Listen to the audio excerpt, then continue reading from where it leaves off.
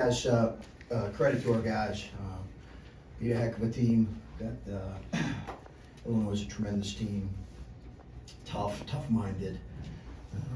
Well coached. Have great competitive spirit about them. Really gifted, talented across the board. So credit to our guys. I thought they, I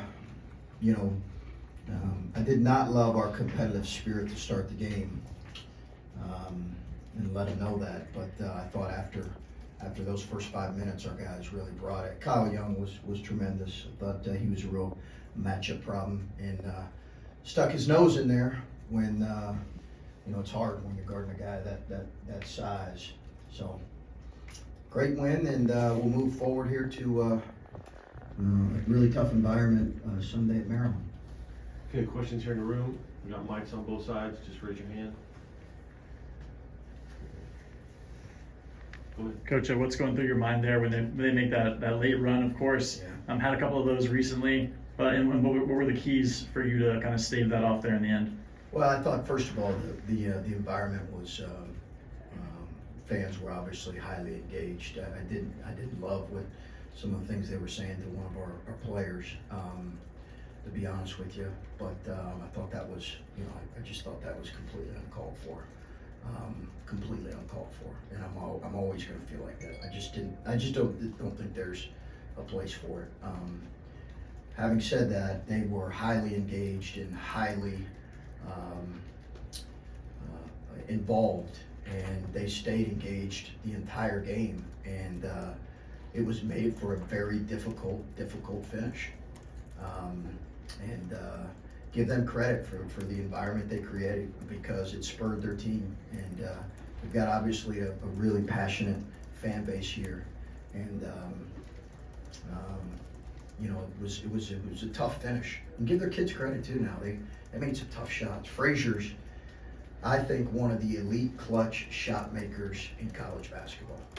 I think he is one of the elite clutch shot makers in college basketball. He is a phenomenal player. Trent Frazier, in my mind, doesn't get enough national credit. I think he is a fantastic college player, and he made some really difficult shots. And Malachi Branham just keeps getting hotter and hotter for you guys, and 31 points tonight. Your thoughts on his performance? Malachi was sensational. He was sensational. He just made great decisions with the ball, made it very difficult, and playing two forwards together, and made it difficult because both EJ and Kyle can space it. Here in the middle. You seem to really want to attack Illinois ball screens with Malachi and EJ and Kyle. What went into that game plan, and why do you think it had so much success? Yeah, it was, we kind of went in thinking that we might do that. It's hard to attack them inside because of Kofi's size and because they have good length across the board.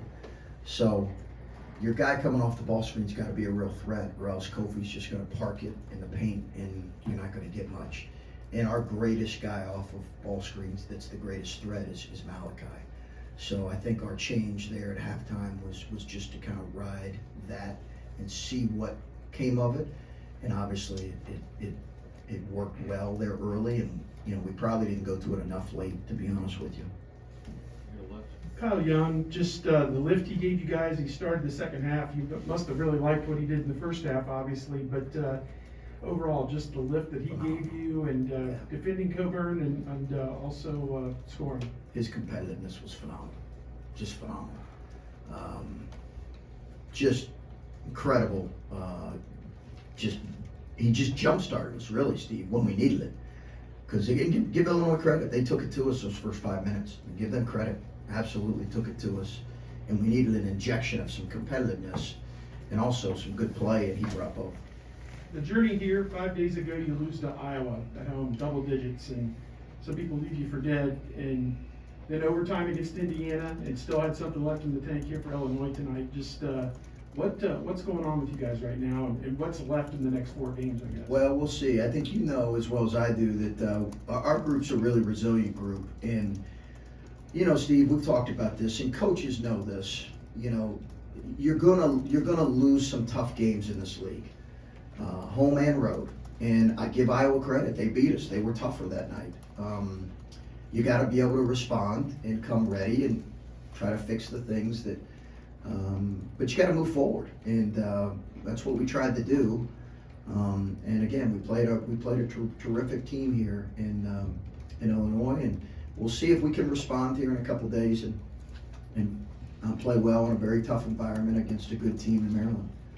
Chris, you've seen a lot of great moments from EJ over the last couple of years, but for him to hit 2 free throws with 30 seconds to go in front of that crowd in particular, with what they were kind of giving him all night, what does that show about EJ? He's a tremendous talent, tremendous kid, and he my man needed fluids the night after the IU game. He was he was in the hospital for a little bit, just because of it turned out it was just the flu, but he had some just a lot of fatigue, but he was fine. He was good enough to play. If he wouldn't have played well, he'd have said, hey, it's on me. So there would have been no excuses, but give him credit for really knocking down those 2 free throws, which were critical. For him to play 34 minutes after, like you said, being that sick and giving you what he gave you, and to also get it from Malachi, those two guys seem to just feed off of each other more with each time they play. What does that tandem? Yeah, what can that tandem do for you? Yeah, I mean, they were good, but I think Justin gave us a lift, and Cedric made a big shot, and you don't do it without obviously Kyle Young, who we talked about. Gene did some really good things. So I think all in all, there was a lot of contributions, but yeah, I mean, and EJ he felt well enough to play, or else he wouldn't have. So again, there was no excuse either way. Coach, Alfonso Plummer came out firing early, and he kept it going the whole game. Just how much did that kind of affect your game plan? And Yeah, we had to change our coverage on him. We thought we had a good game plan for him, but he's a phenomenal shooter, and he's got such a quick release.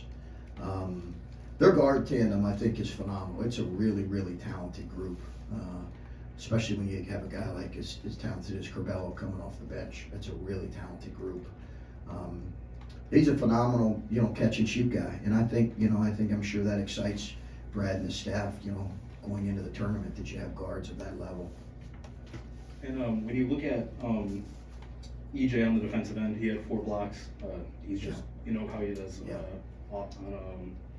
off-ball help defense. Yeah. Critical. Those were critical plays because Kofi's so massive. We had to bring some help, and those were critical plays. Yeah, critical plays. Here in the front. Because we don't see a lot of nights where Kofi is 5 for 15 from the floor. How did you guys disrupt him?